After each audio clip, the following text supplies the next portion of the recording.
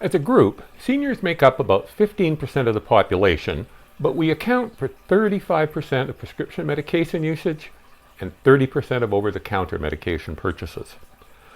Polypharmacy means that a patient is taking multiple medications at the same time. Most research considers 5 medications the cutoff.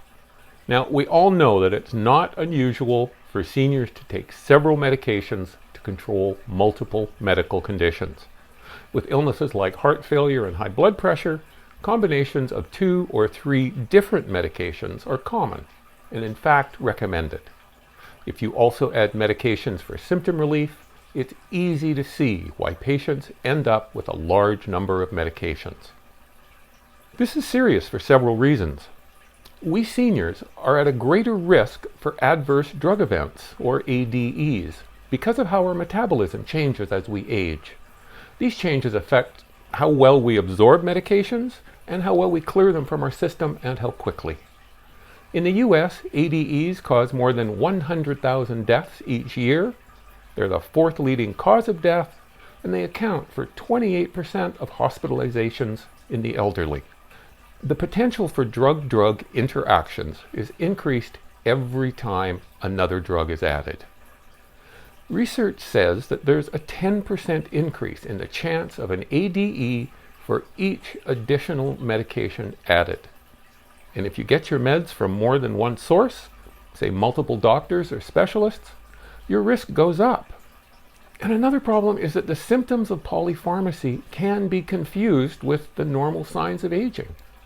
You know, being tired or a little less alert, being constipated, losing your appetite, falling down, being depressed or losing interest in your usual activities, having some weakness, developing tremors, anxiety, excitability, and dizziness.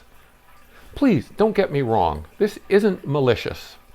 I'm not faulting your doctor or the healthcare system. They are dealing with you in the best way they know how.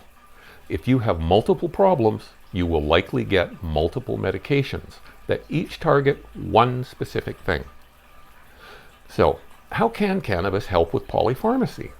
Okay, the first thing you have to know and remember is that no one has ever died from a cannabis overdose. No one.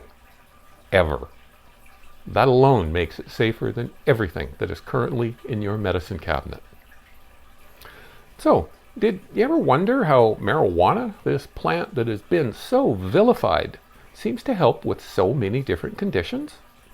How is it that the human body can interact with this plant to produce so many medicinal effects? Well, to answer these questions, we must have at least a basic understanding of the endocannabinoid system, or ECS. Now, the endocannabinoid system was starting to be uncovered in the late 80s by scientists who were trying to figure out how and why THC got people high. In the early 90s, they found this vast receptor system throughout the brain and body that accepts THC. In honor of the plant that led to the discovery, they named this system the endogenous, or endo for short, cannabinoid system. Endogenous means internal, so this is your internal cannabinoid system, and all mammals have one. It was the discovery of the ECS that makes medical cannabis such a big deal. The ECS is a major regulatory system responsible for creating and maintaining homeostasis in the body at a cellular level. Homeostasis is the idea that most biological systems are actively regulated to keep internal conditions within a narrow range. Our bodies don't want the temperature to be too hot or too cold, blood sugar levels too high or too low, blood pressure too high or too low, etc., etc. This is the job of the ECS. Dr. Ethan Russo is a neurologist and psychopharmacology researcher who's been studying cannabis for decades. He breaks down the ECS this way. The endocannabinoid system affects the levels of all the neurotransmitters, and so it is important in pain, in emotion, whether you're going to vomit or not, whether you're going to have a seizure or not. Almost any function you can name, and it's not just the brain. If we look at any aspect of how our bodies work, our physiology, you've got some element of the ECS that affects that. Now, someone out there is thinking, well, if this endocannabinoid system is so darn important, why haven't I heard about it before now? So I want to put this into perspective. We've all heard of opiates, right? Most of us are probably taking some. Of course, we've used drugs made from the milk of the opium poppy for millennia to lessen pain and produce euphoria. But how and why do they work? 50 years ago, no one could have answered those questions. Why not? Well, before 1973, we didn't understand very much about how opiates worked or about how drugs worked in general. But in 1973, scientists discovered the first receptor, the opioid receptor. This was important because it implied that there was a naturally produced internal chemical that also fit that receptor. I mean, why would we have a receptor for some chemical from a random plant in our system unless we produced a similar chemical internally that also needed a receptor to bind to? Anyway, discovering this little receptor led to the discovery of our own feel-good chemicals, endorphins, and the endorphin system. The term endorphin stands for endogenous morphine. So this is your endogenous morphine system. Opiates have been a huge boon to humanity and alleviated unfathomable amounts of pain and suffering. But they also come with some serious side effects like addiction and death. In 2018, more than 67,000 people died from opioid overdoses in the United States. So, to bring this back to cannabis, THC, the psychoactive component in cannabis, was discovered in 1969. But as an illegal substance in most companies, there were, and still are, a lot of restrictions imposed on funding, research, even being able to get any cannabis to study was hard. So comparatively little research was able to be done. Then in 1990, a team in Israel led by Raphael Mechoulam, who was also part of the team that discovered THC, they found the CB1 receptor in the brain. Again, we don't have receptors for chemicals from random plants. We have receptors for chemicals we already produce in our own bodies.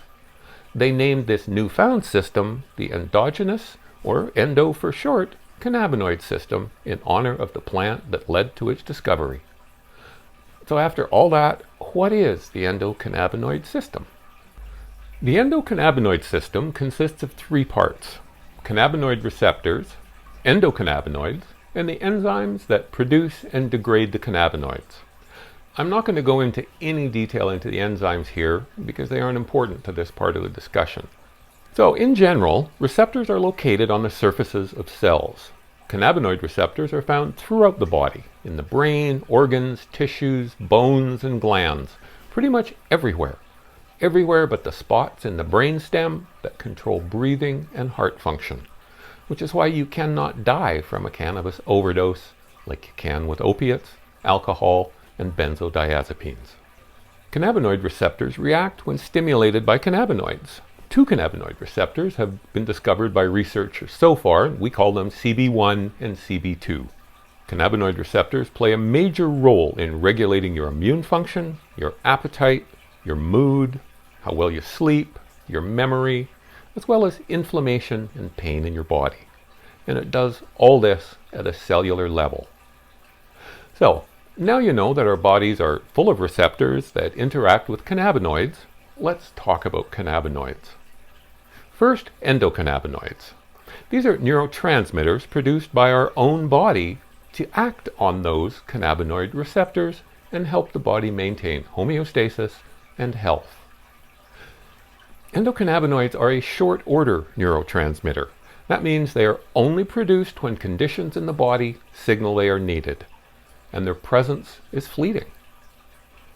The two we hear most about are anandamide and 2-arachidonyl glycerol, or 2-AG. It's much easier to say.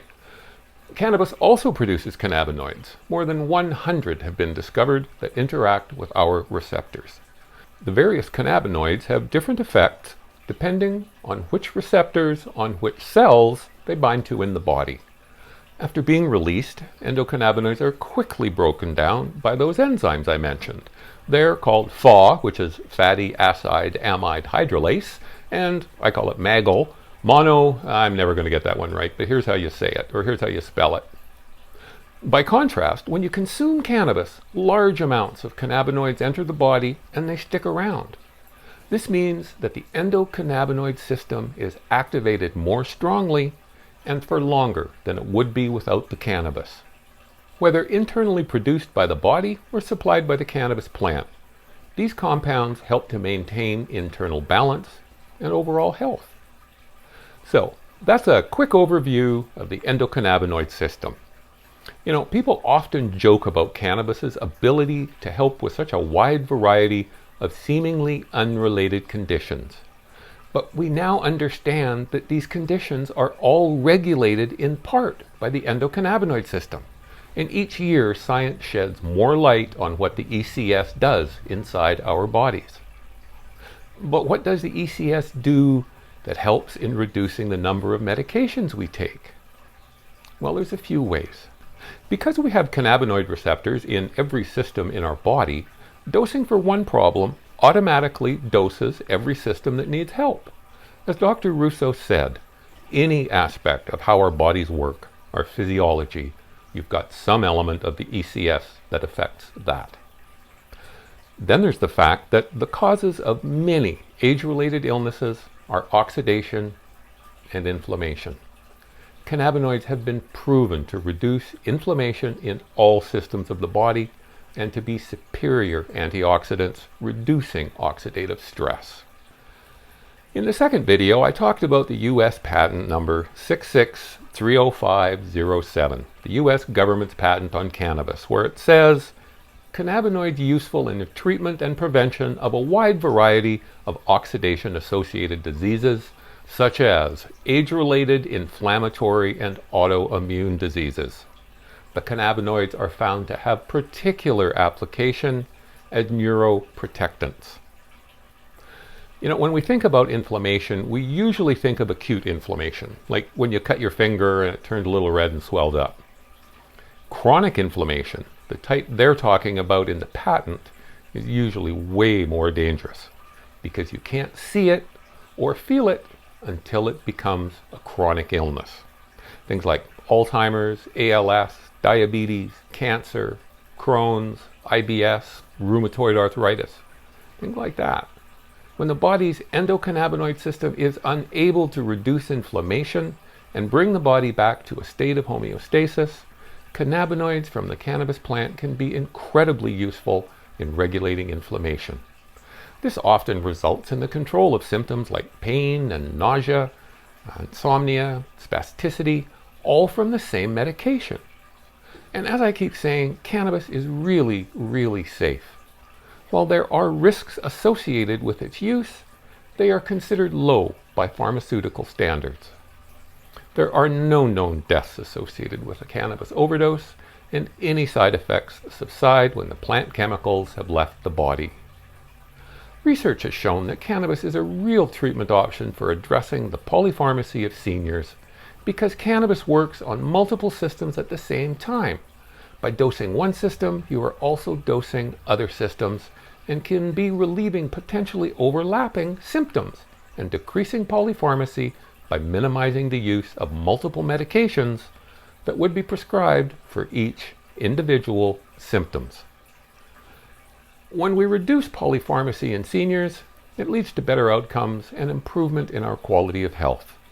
And speaking of quality of health, in the next video, I'm going to take a look at how cannabis can improve the quality of life of most seniors. Thanks for watching.